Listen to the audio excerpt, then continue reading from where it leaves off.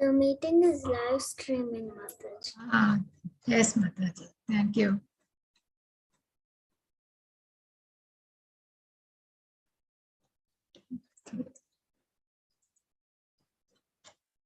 So shall we start? So we're having, this is chapter 12 and Bhakti Yoga, devotional service. Yeah, it contains a lot of wisdom, like Krishna says. And we discussed the path of devotion. Let us pay our obeisance to Sri Radha Govinda. Om Ajnana Timirandasya Nanakashalakaya Chakshummitam Mena Tasmai Shri Gurave Namaha Shri Chaitanya Manobishtam Stapitam Mena Bhutale Swayam Rupa Kadamayam Dadati Swapadantikam Vandeham Shri Guru Shri Yutapada Kamalam Shri Guru Vaishnavscha Shri Rupam Sagarajatam Sahagana Raghunatham Vittam Sam Sajivam Sadvaitam Savadutam Parijana Sahitam Krishna Chaitanya Devam Sri Radha Krishna Padan Sahagana Lalita Sri Vishakana Vittamscha E Krishna Karuna Sindhu Dino Bandho Jagat Pate Gopesha Gopika Kanta Radha Kanta Namostute Tapta Kanchana Gaurangi Radhe Vrindavaneshwari Vishabhanu Sute Devi Pranamami Hare Pre Namo Vishnu Padaya Krishna Prastaya Bhutale Srimate Bhakti Vedanta Swamiti Namane Namaste Saraswate Deve Gauravani Pracharine Nirvishesha Shuryavadi Pasha Desha Tarine Jai Ho Shri Krishna Chaitanya Prabhu Nityananda Shri Advaita Gadadhara Shivasadi Gaura Bhakta Vrinda Hare Krishna, Krishna Krishna, Hare Hare, Hare Rama, Rama Rama, Hare Hare. So let us get into this chapter. Hare Krishna, Rupesh. So what did we study in the last chapter? It was the Vishnu universal form, which is the Arjuna is requesting. And so he sets a criteria for anyone who wants to claim the that is, he is the incarnation of God, but there's a criteria now. We know what is the universal form. Okay, so then he gives he shares his experiences, and then his mood changes from being he's so adbhuta rasha, he becomes so wonderful it would be, and he's so surprised, and that wonderful feeling is been experience is sharing, and then finally he turns this into offers a lot of prayers and says the thing is what is your mission, what is your thing, what I really can't understand. Then the Krishna replies that he is the Kanosmi, that everything is the plan of the Lord, and we are just a instrument in his hands. So he says, just become my instrument in my plan, and then that's all, because everything is decided by him. Okay, so the whole nature is working under the Lord's plan. Then Arjuna offers his prayers, and then Lord Krishna says, only by bhakti, Ananya Bhakti can the one can see the Lord. Okay, not the Vedic knowledge, not theoretical knowledge, not charities or austerities or meditation. It's only pure bhakti. So now we are going to look into the pure bhakti now, which is continuing to see. So here it starts off with Arjuna asking, Arjuna is asking, let me just a minute. So Arjuna uvacha evam satata yukta ye bhaktas tvam pariyupasate e chapi aksharam avyaktam tesam ke yoga vittamaha. Arjuna inquired, which is considered to be more perfect, those who are properly engaged in your devotional service, or those who worship the impersonal Brahman, the unmanifested. So now comes about the which is better, to worship. Because now, I think even one question was there, no, in 2 days back, I think it was Rupesh who said, can we worship the unmanifested form? Should we worship the form or not? So this is the question which Arjuna is asking. And why he's asking? Because there are two kinds of transcendents. One who worship the like they have like the idea of the Shakti, impersonal Brahman. And there are others, personalists, that is Vaishnavas, who are attached to this Archa Vigraha. They like to have a Krishna as a personal form and to relate to him. That's why. So, but actually, his illusion is clear. He is very clear in his doubts are gone and all that. But only thing is, he likes the personal form and he so much has an intimate relation with the Lord. So he wants to clarify his position. Okay, Arjuna. And he wants to have this validation from him, which is better. That is the query from him. Which Rupa is best, the impersonal form or the form? So, and let us see what Krishna says. Sri Bhagavan Uvacha Maya Vesha Manoyama Nitya Yukta Upasate Shraddhaya Paryupasate Te Me Yuktatam Ataha. So what he says? The blessed Lord said, he whose mind is fixed on my personal form, always engaged in worshipping me with great and transcendental faith, is considered by me to be most perfect. So he's very, very clear. The Lord is very clear. He says, I fixed my personal form, is considered to be most perfect. He's very emphatic. I'm not saying, no, he doesn't dally this or that. He's very clear, do it this. And then first he will tell of what is the right way. And later he will tell about what the other way is, why it is problem. Okay. And also here in Prabhupada, in the purport, he explains about the Archa Vigraha. That is why people go to the temple, why temple worship is easy and it is better for the neophytes, that is in beginners. And it's not an idol worship actually. Archa Vigraha is Sachidananda, where the Lord will be in a Vigraha form, Archa Vigraha form. So it is easy to, we are on the body platform, isn't it? So to have a form right in front of us, it's easy to relate and to begin our spiritual worshipping. The thing is not an idol form, it is a deity worship. And he gives a nice purpose, a nice analogy. It's like a mailbox. So when you have a mailbox which is authorized by the government, then when you put letters into that mailbox, it will go to the right people, isn't it? Wherever destination it goes. Same way, Archa Vigraha, there's a temples which is been authorized by the acharyas and all that. If you pray there, your prayers will be reciprocated by the Lord. But if you put it mails into some any box or any plaything, it has no value. It has to go to the proper mailbox. Same here. Here there are certain vidhis and mantras and all that which they bathe the deities and they invite and they welcome. So there are pujaris also, ISKCON, no, they like to talk to the they like that kind of relating to the Lord. So, but we think that deity is, we are living and the deity is dead. It's just a matter in some material, no, made of wire, wood, or metal and thing. But Krishna says, we are dead and the deity is living. That is, when you take darshan, deity is going to look at you and not the other way around. So, he is clearly, very clear in telling us that worshipping me with great and transcendental faith is considered by me to be most perfect, is personal form.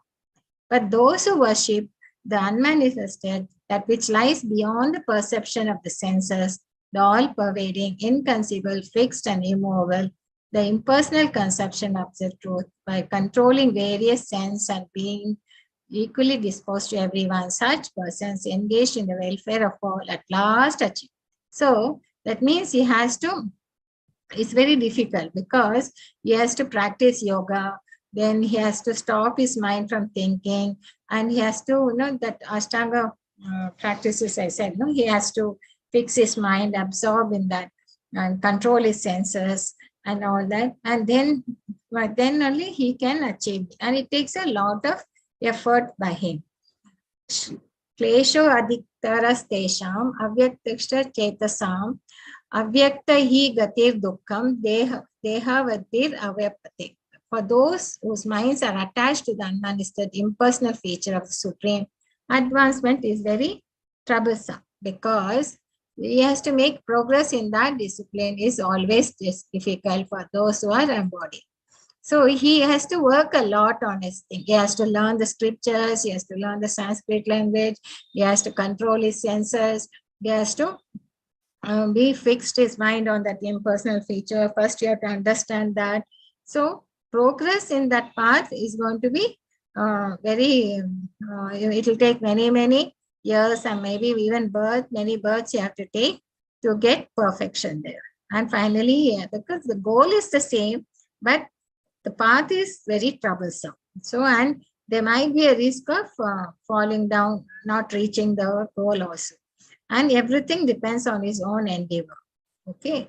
But if you do eto sarvani karmani mayi sannyasa matpara anyanya naiva ogena mam dhyanta upasate tesham aham samudakta mrityu samsara sagara bhavami na chirat pata maya aveshita chetasam. For one who worships me, giving up all his activities unto me, and being devoted to me without deviation, engaged in devotional service, and always meditating upon me, who has fixed his mind upon me, O son of Pratha. For him I am the swift deliverer from ocean of birth and death, Mrityu Samsara Sagara. So what is he doing? He takes charge of the devotees. So he will see the devotees who are so much activities and how determined they are in their thing, and they are worshipping him and meditating on him. His mind is fixed on him, devotional service. So he will come and take charge of it, and he delivers from the ocean of birth and death. So when he takes the charge, then this is much easier, because he is also reciprocating, isn't it? Rather than the unmanifested form. So here he clearly says how is worshipping him in personal form is better. Maya eva mana atascha mayi buddhim nivesha nivasyashi mayeva ata huttavam na samshaya. So there, here what does he say? Just fix your mind upon me, the Supreme Personality of Godhead, engage all your intelligence in me. Thus you will live in me always without a doubt. So here it is how we are living in this body, how we can do a devotional service to the Lord. How we can, that is the all the time thinking. You might think, how can we do think all the time with the Lord, how we can fix upon him. You might. So there's a nice example given in by Prabhupada. He says, a mother, mothers are all the time thinking of the children, isn't it? All the time. So suppose if she's washing her clothes and she sees a cloth of a baby, then immediately her mind goes to the baby and think, oh, what my baby is doing, whether I've given it the milk or not, and think. So there, like that, it is easy for her to think of a baby. The same way, for a pure devotee, it is very easy to think of Krishna and his pastimes and all the time. So now that is known as Ananya Bhakti. Okay. So that is the topmost perfection, who have reached the topmost in the path of bhakti. And they are the ones who are all the time thinking of the Lord. So bhakti is safest and surest in compared to the impersonalist way of bhakti. Then atha chittam samaduttam na shakshnosi mayi stiram abhyasa yogena tato mam ichaptum dhananjaya. So now what does he say?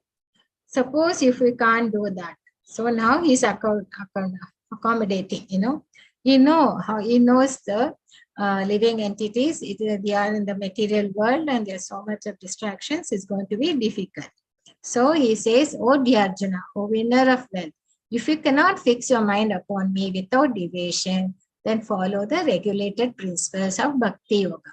In this way, you will develop a desire to attain to me. So what is he telling now? He is giving the progressive paths towards the towards going towards him. So this is a secret. That is called Sadhana Bhakti. That is, regulative principles are what? You have to get up early, attend Mangalati, chant 16 rounds of beads every day, offer food for the Lord, sing for the Lord, and whatever the Acharya has told you.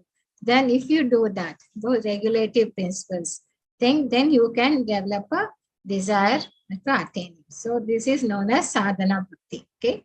So here there's a nice example given. Thing is, say, suppose you want to learn to drive the car. Will you immediately take the car to the highway? It won't be easy. First time itself, you can't just take it to the highway. So what we have to do is we have to follow. We have to get acquainted with the car, start learning the adjustments. Then you have to go to the driving school. Then slowly you will get to know all the nuances of the car, and you can start driving it and you can master it. Similarly, you cannot take Ananya Bhakti. So we need to follow certain rules and certain norms, certain regulations. And you can, and these things is easy when you get association with a devotee. So this is Sadhana Bhakti. He says, suppose you can't, at least you start following the regulated principles. So they are when you are, I think rules are very clear, and and you can easily take to this path. But and practice of something which is and this is something inherent in us, because we have forgotten our relationship with the Lord, isn't it? That's how we have come here. So there's something which is not new for us, but it is somewhere inherent, and it is something we have forgotten. It's only thing is we are evoking back our memory. So we just abhyasa, we can slowly develop a desire to attain it. Now, guess what? So if you can't do that also, what to do? Abhyasa api asamattoshi mad karmo paramom bhava mad artam api karmani kurvam siddhim avapsyasi. If you cannot practice the regulations of Bhakti Yoga, then just try to work for me. Because by working for me, you will come to the perfect state. So now he comes again, says, okay, you can't follow the regulative principles and all that. At least do Nishkama Karma Yoga. That is giving us the option. So you can start doing that. Right? So if I try to work for me. I know it is hard to sit and chant on beads, again offer food or talk about Krishna.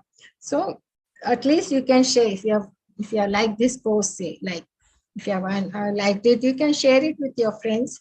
Whether they come or not doesn't matter, but you can think about it, work for him. So he says, try to work for me. If you can't, follow the regulations. So next, so he has come down to that. So that's another step. So options is to work for Krishna. Now comes, and he also told, in the last thing, yat karoshi, yat ashnasi, yat jyosi dadasi, yat tapasyasi kaunteya, tat kurushvara arpan. So, son of Kunti, all that you do, all that you eat, all that you offer and give away, as well as all austerities that you perform, should be done as an offering unto me. So he says that if you can't, at least you offer austerities and things. So this is the option 2 which he gave, in last chapter also it was told. So this is, if you can't, at least you can give some charity, you can donate it to the temple, and that also you can do. If you can't work, you can offer something in the charity. Atyadapi asaktoshi kartum mad yogam asrita sarva karma phalatyagam tata kuru yatatvam. If however you are unable to work in this consciousness, then try to act, giving up all results of your work, and try to be self-situated. So now he's again being a lot of mercy.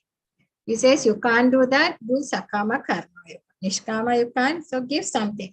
At least you'll be in the act of giving up. You're not only being selfish and just enjoying the whole thing like this sense gratification, at least you'll be giving up some results of your work and try to be self-sufficient. Otherwise, you will be nothing. So, in that process. So, you can give results to a good cause. It may not to be the temple or to the thing. You can also give it to the schools or things, or whichever cause you feel like, hospital and all that you give. So that the giving up the results, no, not just holding on to the results of your work, you can be things. That is known as sakama karma. So he is giving us the progressive steps. You can start from any path. It's not only from, you have to go from this level to the other level. But if you can't do that also, that means you can't work for a good cause, nor you can work for the Lord, or you can't do the sadhana bhakti, then he says, Ashyohi jnanam abhyasitya Nana dhyanam vishishyate dhyanatta karma phala tyagas chanti. If you cannot take to this practice, then engage yourself in the cultivation of knowledge, because mind is chanchala. So at least you give some engagement for your mind. So cultivation of knowledge. Better than knowledge, our is meditation. And better than meditation is renunciation of the fruits of action. So by such renunciation, one can attain peace of mind. So because we are, why is mind restless? We are in the bondage. No, we are not coming out of the sinful reactions of our work. Whereas if you work for the Lord and all that, as he told, you won't have any sinful reaction. So if you want to have some peace of mind and things, then you can cultivate knowledge and things. So we see how Krishna is so merciful. He is giving us the step by step, progressive thing. If you can't do that, do this. If you can't do this, do that. So he knows the nature of the living entities and what are the distractions they will feel and how their mind will work and how they are caught in the Maya, in this illusionary energy. So he is giving us the path of progressive path. So you can start at any level and go up. So either jnana, dhyana. So you can look at other process. Okay. Then now he comes to tell how he is talking about his devotees. The things and what qualities which in them that he was, which has endeared him too much to the thing here. So developing these qualities, you can be a pure devotees of the Lord. So now he is telling about the thing. One who is not envious, but who is a kind friend to all living entities, who does not think himself a proprietor, and who is free from false ego and equal both in happiness and distress, always satisfied, engaged in devotional service with determination, and whose mind and intelligence are in agreement with me, is very dear to me. So these are the qualities which is very attractive to the Lord, because he's not envious. I said, no, envy, I told you the definition, that envy is a person who likes what other person has, but doesn't like the idea that the person is having it. He should not have, and he should be the only one to have and not the other person. So that is known as envy. So who is not envious and free from false ego, because he knows he is the servant of the Lord and he knows his constitution position. So, and his mind and intelligence and agreement is very dear to me. And he for whom no one is put into difficulty, who is not disturbed by anxiety, who is steady in happiness and distress, is very dear. So he is not, even if distress is there, or I think he is quite calm, equipoised and all that. Here we see in this picture is Chitraketu. Even is passing, that time he says Lord Shiva giving the thing goes on Bhagavatam, and Devi Parvati is on his lap, So he sees the scene and he smiles to himself. So then the Lord Shiva knows what's the reason, but Devi gets perturbed and she curses him, saying that you become a demon. But Chitraketu has become such a great devotee. He says, and thank you for the curse, I don't mind, but only give me one benediction that I should even in the demonic form, I should always be thinking of the Lord. So that he gets, and that's a very nice pastime is there. So dealing with the others and duality. That is, he is not perturbed by whether he gets happiness or distress, he is calm.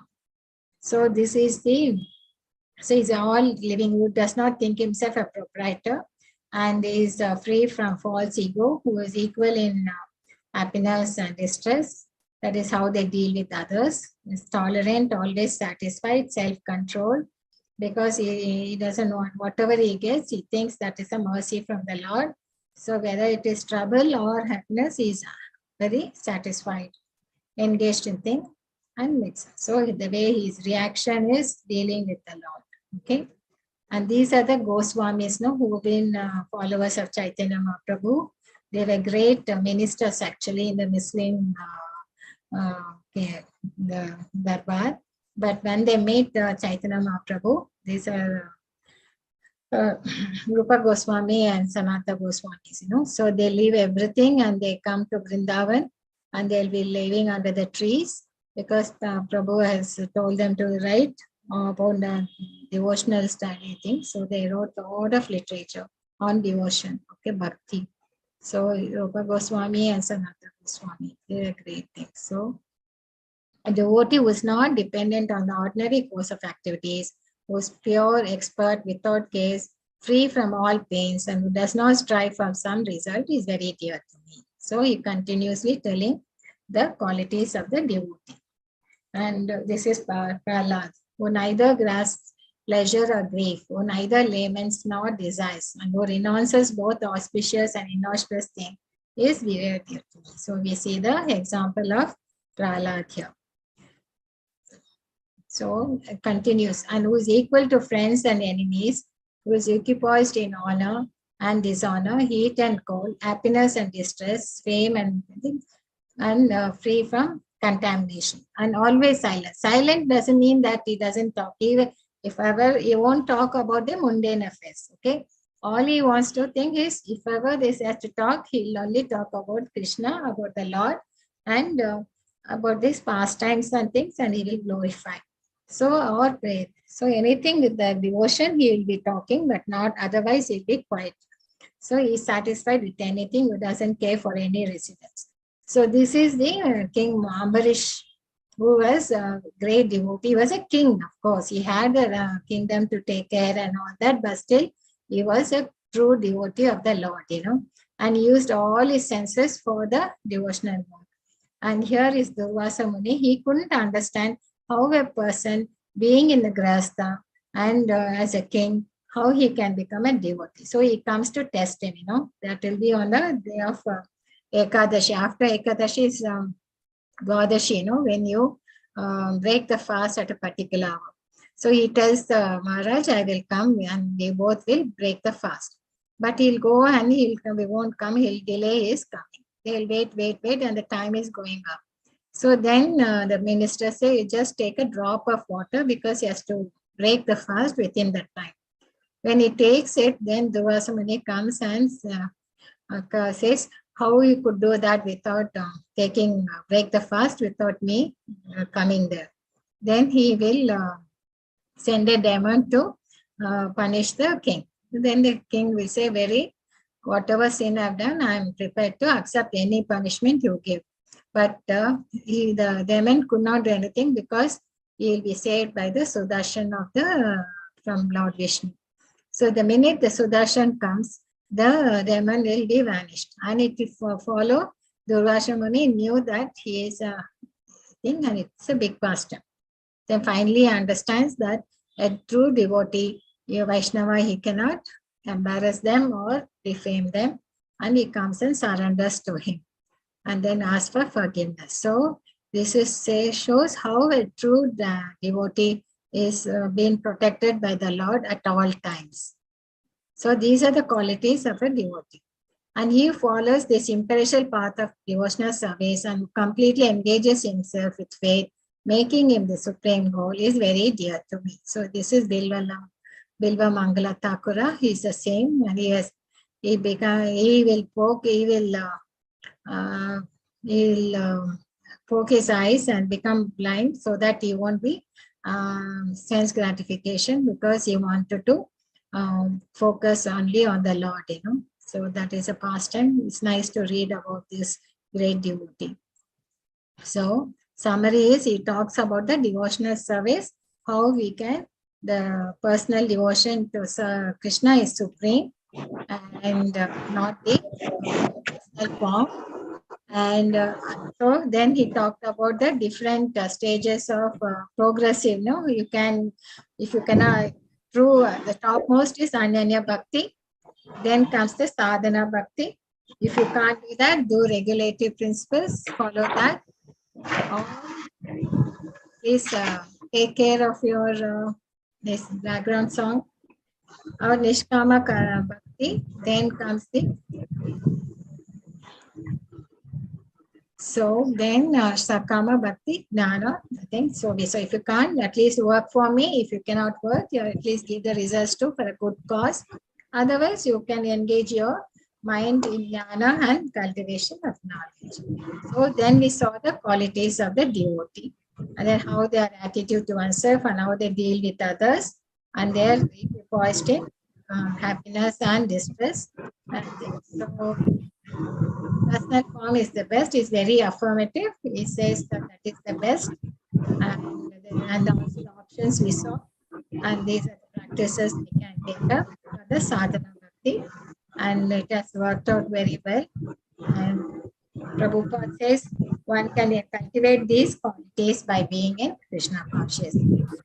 So first, that is, we have to surrender to Krishna. So that is the thing which is finally we come to understand.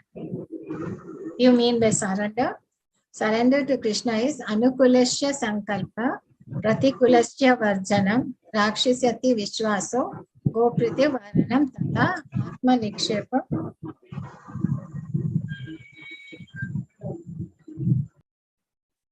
So the thing, Goprito Varanam Tata, Atma Nikshesum. What does it mean is 6 divisions. The surrender means you accept all the things which are favorable for devotional service, reject if there's anything unfavorable, and you be convinced, your conviction that Krishna will give you protection. So you're coming under his guidance. Then acceptance of the Lord as one's guardian or master, and full surrender and with humility. So you know that he is going to think, this is the way that you should be convinced, the conviction that is, he is going to give you protection from everything, and accept as one's guardian or master and do that. That is what we mean by correct. So it's a simple process. God is great. We are part and parcel of him. So our duty is to serve and surrender. So if you can't, at least do the sadhana bhakti, or take to.